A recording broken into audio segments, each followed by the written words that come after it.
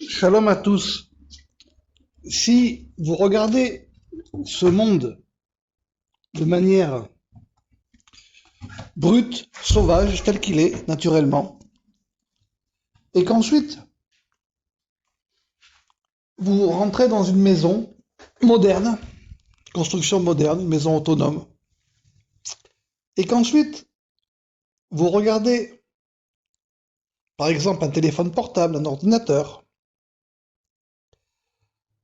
eh bien, tout ce que vous voyez vient de ce monde sauvage. C'est qu'on a réussi à transformer les choses. La seule chose peut-être dans une maison autonome et moderne que vous pourrez reconnaître, ce serait les poutres. Et encore, taillées au millimètre, là aussi, il faut être capable d'avoir des outils, donc une transformation. C'est ce qu'on appelle la capacité à transformer les choses. Cette capacité à transformer les choses, on l'a physiquement à l'intérieur de nous, ce sont les dents. C'est pour ça qu'on dit qu'il y a 32 dents, comme les 32 sentiers de la sagesse. En réalité, c'est pas si vous manque une dent qu'il vous manque une sagesse, c'est une bêtise à ne pas, vers laquelle il ne faut pas arriver. Ça veut simplement dire que les dents sont là pour broyer les aliments et pour révéler tout ce qu'il y a à l'intérieur, au niveau du goût et aussi au niveau des vitamines, pour faciliter la digestion. C'est ça qu'on appelle la chorma, la sagesse. Or, si vous cachez les choses, quel espoir vous pouvez donner, ou qu'est-ce que vous pouvez attendre de la transformation? Et en plus, si vous les cachez, et en plus, si vous les mélangez, quel espoir vous voulez attendre de la transformation? La réponse est nulle, quasi nulle, sauf peut-être un génie, une fois de temps en temps, qui se lève. Et bien évidemment, on va en faire toute une histoire, on va vivre sur l'histoire de ce génie qui s'est levé. Si, puisqu'on vit dans un monde moderne, vous regardez donc forcément des émissions, des vidéos, et c'est très bien, ça ouvre la perspective, ça ouvre l'esprit. Vous voyez bien que le fait, par exemple, de voir, je vais vous prendre des exemples très simples, de voir des vidéos de cuisine, des recettes de grands chefs, donc ils ne cachent rien, ils montrent ce qu'ils font. C'est pas parce que vous l'avez vu, ou même c'est pas parce que je le vois moi-même que je suis capable de le refaire. Loin de là. Si vous regardez par exemple, on va prendre un exemple encore plus simple, des vidéos de bricolage, des tutos de bricolage. On vous montre comment faire. Mais c'est pas parce que vous avez vu comment on fait que vous allez être capable de le réaliser. Même si ça paraît simple. Il peut y avoir un tour de main. Il y a forcément un tour de main. Il y a une sagesse qui ne peut pas s'expliquer à travers les vidéos. Et donc, c'est pas parce qu'on l'a vu qu'on est capable de le faire. J'ai souvent donné cet exemple. C'est pas parce que vous avez étudié une partition musicale de Paganini que vous allez être capable de la jouer. Ça n'a rien à voir. Néanmoins, néanmoins, rien n'est caché. Rien. C'est là. C'est devant vous. Vous pouvez les voir. Être capable de le réaliser, c'est autre chose. Il y a sur le groupe plusieurs médecins. Vous pouvez voir, vous renseigner sur certaines maladies, c'est très bien. Il n'y a pas de mal à soi. Mais vous n'allez pas prendre la place du médecin. Ça ne viendrait à l'idée de personne. Ça ne viendrait à l'idée de personne. Dès que vous avez un problème, vous allez voir le médecin. Parce que vous n'avez pas ces capacités. C'est juste une information générale que vous avez. Et si quelqu'un est malade devant vous, vous n'allez pas lui prescrire une ordonnance. Vous l'envoyez chez le médecin. Ça ne viendrait à l'idée de personne. Personne de sensé, en tout cas. Vous savez, en hébreu, puisque là on a fait quelques parallèles, quelques paraboles, la notion d'une partie de la Torah, pour certains, je dis bien pour certains, devrait être caché, devrait être caché. En réalité, si on prend juste simplement quelques psukim du Tanakh, à l'époque du roi Salomon, il n'a cessé d'enseigner la sagesse au peuple. C'est marqué dans l'Ecclésiaste. Il n'a cessé, il n'a pas arrêté toute sa vie de chercher des paraboles pour pouvoir leur enseigner une sagesse. Est-ce que le peuple y est arrivé? Ça, c'est autre chose. Mais lui, il n'a rien caché. Il n'a rien caché. Il a donné les outils.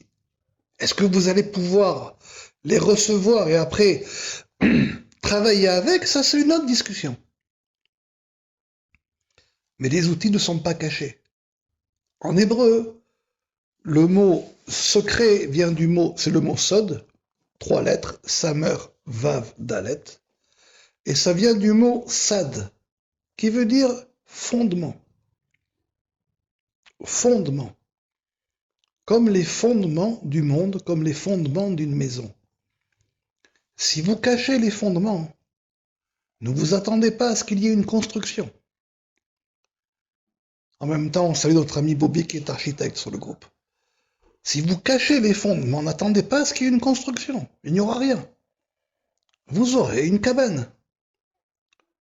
Pas une maison isolée, pas une maison autonome. Vous n'aurez rien. Vous n'aurez une cabane. Rien qui tienne. En hébreu, le mot caché, on peut le trouver par ganouz, ou bien aussi parfois on dit mechoussé, recouvert. Mais en rien, le mot sod est lié à quelque chose qui est à cacher. Le sod n'est pas le secret, c'est le fondement. Pourtant, on rallie ça au secret. En quoi c'est un secret? C'est un secret dans le fait que le fondement, quand on commence à construire une maison, normalement, par quoi est-ce qu'on commence? C'est une parabole que j'ai déjà expliquée dans de nombreuses synagogues, communautés, quand j'avais été invité. J'avais commencé comme ça à dire aux gens, quand vous construisez une maison, par quoi vous commencez? Et en général, les gens me disent, on commence par le premier niveau, puis après on construit. Et à chaque fois, je leur réponds, mais votre maison ne va jamais tenir. Pourquoi? Parce que le fondement de la maison tient compte de l'ensemble des étages, du poids global de la maison. Donc si vous mettez une fondation, déjà il faut penser à la mettre, la majorité des gens n'y pensent pas, ils pensent directement à construire.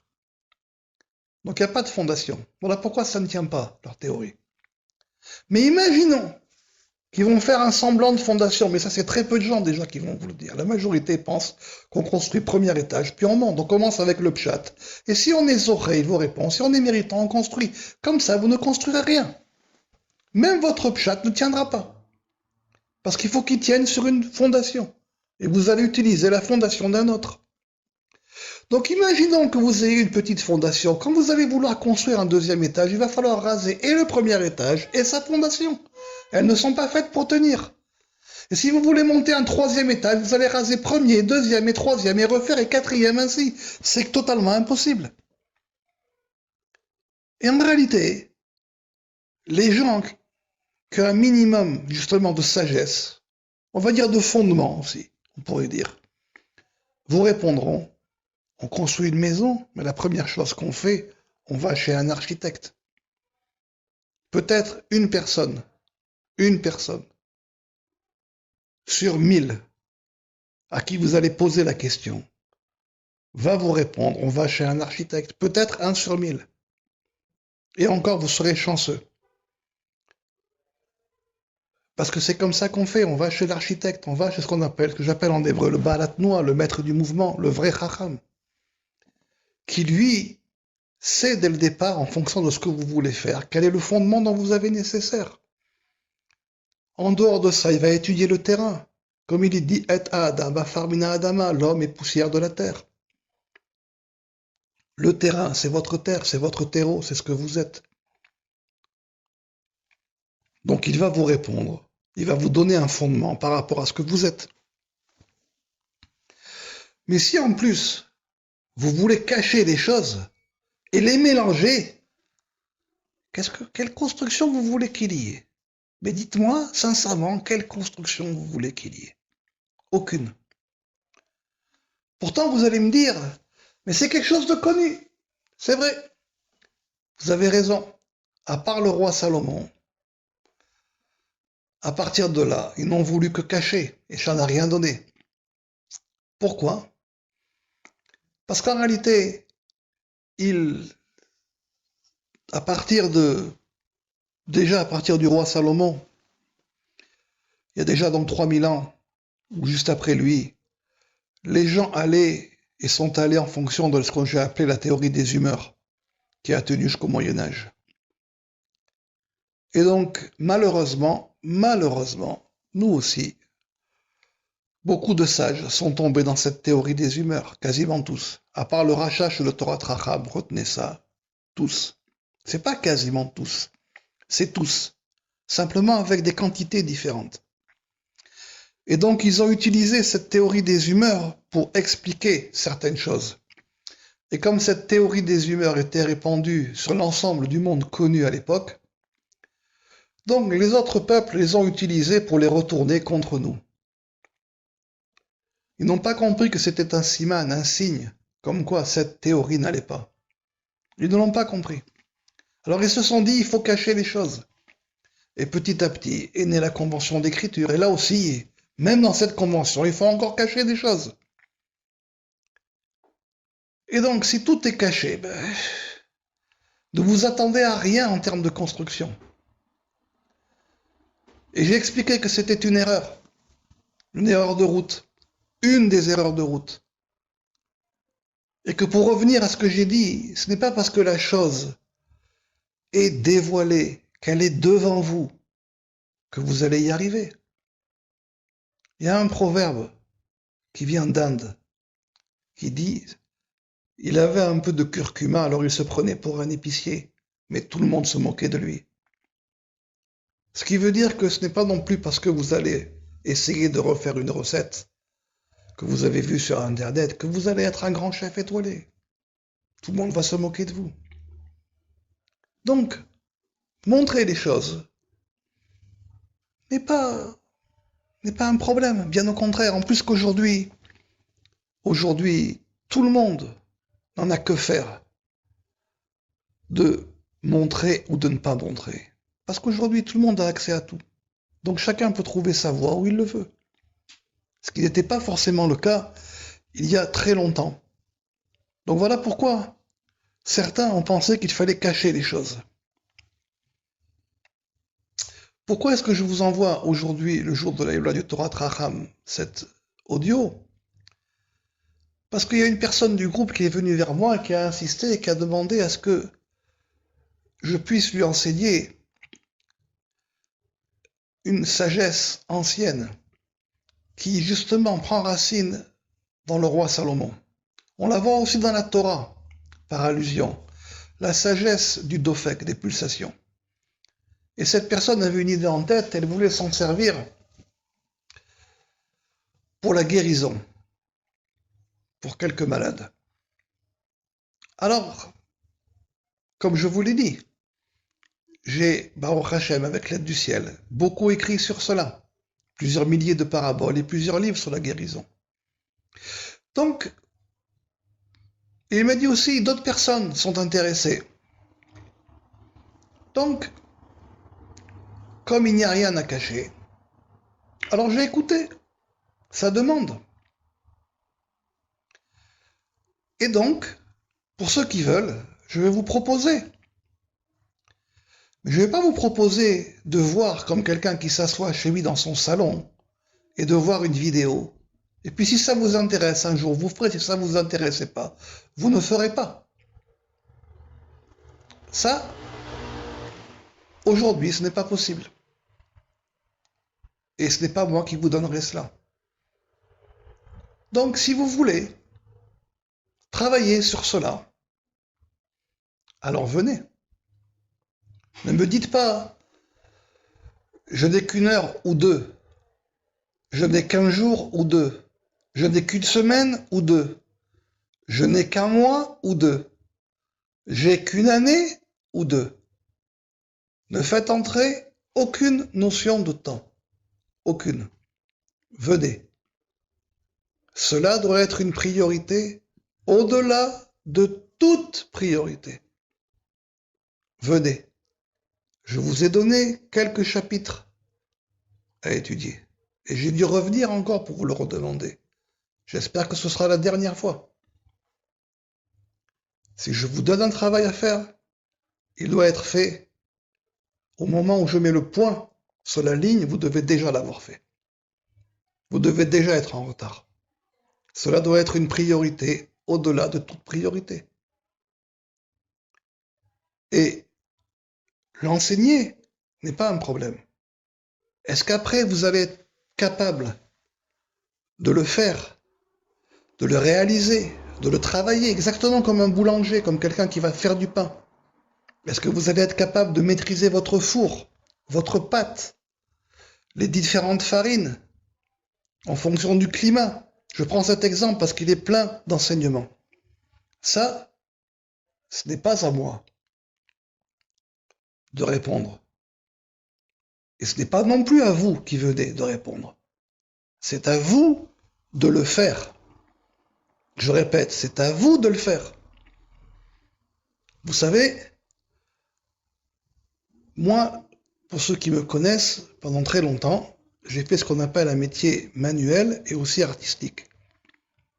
Quand j'ai commencé à étudier, il y avait beaucoup de gens avec moi qui étudient. Mais quand après des dizaines d'années, je me suis retourné, on n'était plus que quelques-uns. Donc, ce qui veut dire que l'enseignement est là, il est donné. J'ai rencontré des maîtres. D'autres personnes aussi ont rencontré des maîtres qui leur ont enseigné. Mais est-ce qu'ils ont réussi à transformer cette chose et à aller de l'avant? Ça, personne, le maître ne peut pas répondre. En réalité, même l'élève ne peut pas répondre. La réponse n'est pas pour lui. Il a juste à se mettre en pratique. Et quand quelqu'un se met en route, c'est le dernier enseignement que je vous ai donné, l'Iot Baderer, être en route. Quand quelqu'un se met en route et en action, rien ne peut l'arrêter. On ne peut pas arrêter une chose qui est en mouvement. C'est totalement impossible. Donc là aussi, personne ne peut venir vous voir et dès le départ vous dire, vous n'êtes pas faite pour cette chose-là. Vous n'avez pas le niveau. La preuve, vous ne parlez même pas hébreu. Personne ne peut venir et vous dire ça. Personne. Je vous le dis, personne. Parce que personne ne peut savoir la force de votre volonté. Personne. Personne ne peut savoir l'effort que vous allez mettre pour faire tourner cette fameuse roue dont je parle tant, sur lequel est attachée la corde d'argent. Personne. Il n'y a que vous. Et peut-être que cette roue, vous la voyez aujourd'hui comme une immense montagne, un rocher en pierre qui est totalement impossible à soulever. Mais si vous en avez la volonté, peut-être que chaque jour, vous allez pouvoir la faire avancer d'un millimètre ou d'un millième de millimètre, d'un micro-millimètre. Et puis au bout d'un moment, elle finira par s'éroder, elle finira par tourner. Et ça, personne ne peut le prévoir. Personne ne peut vous le dire. Donc, s'il y a des gens qui vous disent, ou si vous-même vous vous dites, ce n'est pas pour moi, parce que l'ampleur de la tâche n'est pas pour moi, c'est trop grand. Encore une fois, je vous le dis, vous vous dites, je ne connais rien, à peine quelques lettres en hébreu et encore. Mais tout dépend de votre volonté. La volonté, c'est au-delà de toute chose. Il y a quelque temps, je vais terminer avec ça. Il y a une personne très simple, pachoute, mais qui a une volonté au-delà de fer, au-delà de diamant, une volonté au-delà de toute volonté. Et cette personne, j'ai vu qu'elle faisait un effort immense pour déjà faire sa prière tous les jours, mais pour essayer d'y mettre quelques cavanotes. Alors j'ai demandé au secrétaire général de notre confrérie, de notre Haboura, Rav Abraham Sarfati en Israël, de lui apporter des livres de prière, mais avec des cavanotes. Il m'a dit, mais il n'y comprend rien. Il m'a dit, déjà, on a un mal fou à faire imprimer ces livres, ça nous coûte une fortune. Et tu veux en plus que j'aille lui apporter? Je lui ai dit, écoute, apporte-lui. Il m'a dit, mais quel intérêt? Je lui ai dit, mais tu ne sais pas l'intérêt de la volonté d'une personne qui se met en route. Tu ne sais pas. Il est possible qu'en effet, c'est pas qu'il est possible, ils n'y comprennent quasiment rien. Mais s'il y a juste une chose, si peut-être l'intention de la corde d'argent qui descend chaque jour, qui est très simple, rien que ça, peut-être que si on lui tend la main pour ça, qu'on lui amène un livre dans lequel c'est déjà rédigé, peut-être que ça, avec sa volonté, ça va le faire avancer d'un pas de géant. D'un pas de géant. Alors je lui dis, quand tu seras en route, puisque tu passes par chez lui, dépose-lui un livre. Ça, c'est la dernière parabole que je vous ai envoyée, que j'ai donnée à la personne qui est venue sur la maladie. Je lui ai dit, un maître du mouvement, c'est comme un homme qui est sur son bateau, sur son kayak, et qui navigue du delta vers la mer. Et puis, sur la rive, il y a un homme qui lui demande son aide. Je dis bien qu'il lui demande. Ça doit d'abord venir de la personne. Alors la personne qui est en bateau peut faire maximum, ralentir un peu, une toute petite pause, infime, et lui indiquer comment faire et où est la route. Puis, elle continue sa route. Elle ne peut pas s'arrêter. Elle ne peut pas faire plus. Elle ne peut pas non plus prendre la main de la personne qui demande, de peur que son bateau s'ensable. Elle doit juste lui répondre, lui montrer la route et continuer. Ainsi est la route. Mais pour cela, faut-il encore être en route?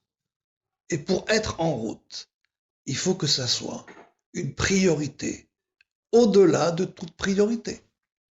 Donc sur cette route-là, eh bien venez, vous êtes les bienvenus cette année pour venir étudier, j'accepte de vous enseigner. Mais faites au moins l'effort de venir, sans question de temps.